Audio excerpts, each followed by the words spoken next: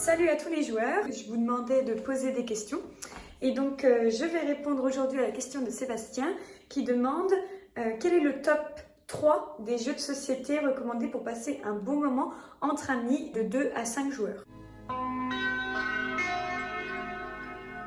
Donc le premier jeu que je recommande à tout le monde c'est, suspense, le Skyjo.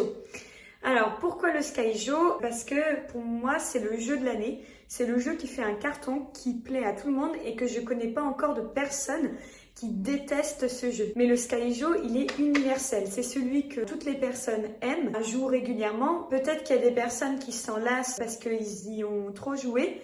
Mais voilà, je connais pas de personne qui le déteste. C'est à partir de 8 ans, c'est de 2 à 8 joueurs et une partie dure 30 minutes. Le Skyjo, c'est un jeu de cartes avec des chiffres dessus et des couleurs. C'est un jeu universel qui plaît vraiment à beaucoup de personnes parce qu'il est simple à comprendre, mais en même temps, il faut un minimum de réflexion.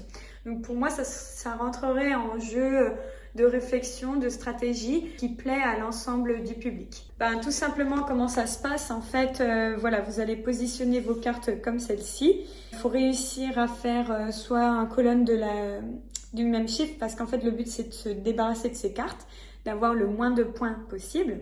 Chaque joueur dispositionne ses cartes comme ça. Et par exemple, si vous faites une colonne comme ça, vous pouvez supprimer cette colonne et donc ça vous fait tous ces points en moins. Et il y a aussi d'autres stratégies. Vous pouvez piocher. Par exemple, vous tombez sur le chiffre 3 et vous pouvez échanger contre le 8 ou contre une carte face cachée. Voilà, c'est plein de stratégies. Premier qui retourne toutes les cartes, la partie est finie. Voilà, c'est un jeu très compréhensible. Je pense que je vais faire prochainement une vidéo qui sera exclusivement que sur le Skyjo. Ensuite, le deuxième jeu que je recommande, c'est Roi et compagnie. Alors, pourquoi Roi et compagnie? En fait, Roi et compagnie, ça ressemble beaucoup à un Yahtzee. C'est un jeu de réflexion, de stratégie. Donc, c'est de 2 à 5 joueurs. Une partie, ça peut durer 30 minutes. Et donc, c'est accès vraiment à tout le monde. Et ça ressemble beaucoup à un Yahtzee, mais en version améliorée, avec des belles cartes, des beaux personnages, une belle histoire. Ou par exemple, pour récupérer tel personnage, il faut faire 4 dés bleus. Ou alors, pour récupérer tel personnage, il faut faire 4 fois le même chiffre, par exemple le chiffre 5. Voilà, donc moi je le trouve très bien et pareil, à chaque fois je le présente aux personnes puisque je suis animatrice chez Waka Waka. Et bien c'est souvent le jeu qu'on me demande de commander à la fin d'une Waka Animation. En fait c'est un jeu, c'est écrit de 8 jusqu'à 99 ans. Donc ça me fait toujours rire parce que ceux de 100 ans n'ont pas le droit d'y jouer. Alors que pour moi, ceux qui ont les capacités de le faire, ils le font. Et même les enfants de 7 ans qui ont les capacités aussi de le faire, ils peuvent aussi y jouer. Les éditeurs sont obligés de mettre des chiffres sur les boîtes. Donc voilà. Une partie dure environ 30 minutes. Le troisième jeu, le Dingo 10. Donc c'est un jeu manuel, c'est à partir de 1 à 6 joueurs. Une partie dure environ 20 minutes. C'est écrit sur la boîte, c'est à partir de 5 ans. Mais pour moi, c'est même à partir de 3 ans, 4 ans parce que le jeu, il est très très simple à comprendre. Il existe en version énorme, géant. Je sais pas si vous connaissez les jeux en gros bois. Je sais pas comment dire, les jeux de bois qu'on voit des fois dans les villes. Et il existe dans cette version. C'est un jeu manuel qui permet de travailler la motricité fine.